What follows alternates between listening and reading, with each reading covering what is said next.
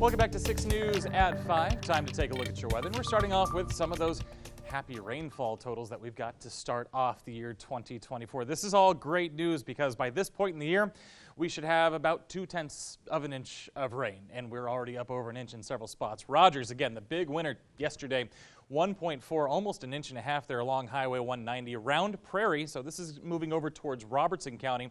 Again, close to 1.4. Bryan, an inch and almost a third. Lake Madisonville picked up a little over an inch and a quarter, and College Station got basically an inch and a quarter right on the nose. So great numbers, especially when we were expecting somewhere in the neighborhood of a half an inch, and so many places got over an inch of rain. That is great news for us, and especially since it happened over the course of about 36 hours, we didn't have to deal with any of those flooding concerns either.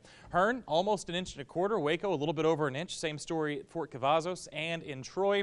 And then Temple coming in just under an inch. Still a great number, but not as much as some other areas along I-35 saw yesterday. So where does that leave us? Well, I mentioned that our averages are supposed to be right around 2/10 of an inch. We'll take a look at this. Since we're now at 1.05 for the year, and that's in Waco. Again, remember I showed you some of the other locations.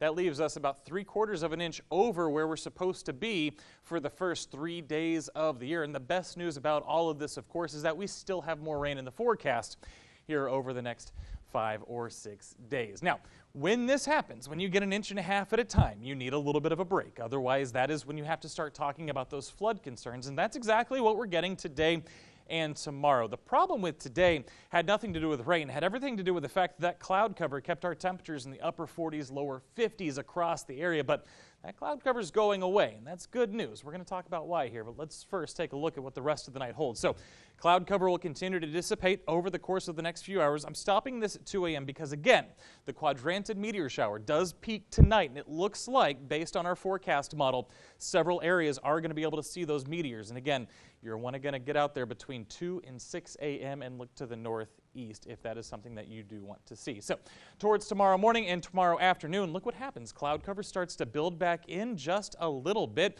starts to become more widespread as we head towards tomorrow evening. That's in advance of our next weather system. But before that, tomorrow afternoon, nice little rebound, 60-degree temperatures across the area. For tomorrow evening, here we are at 7 o'clock. Cloud cover continues to build in. Now, the rain starts to move in after you go to bed. Here we are at 11 o'clock. That's when we expect it to move into our western counties, moves across the area, covers the I-35 corridor by about 2 a.m., and then stays with us possibly even to the morning drive for the Brazos Valley for the eastern 6 News viewing area. So keep that in mind. If you're in the eastern parts of the viewing area, might want to allow a little bit more time for that morning commute come Friday morning. But again, all of this comes with a positive benefit too, and that is that a lot of us could see another ½ inch to an inch of rain as we head over the next 5 or 6 days.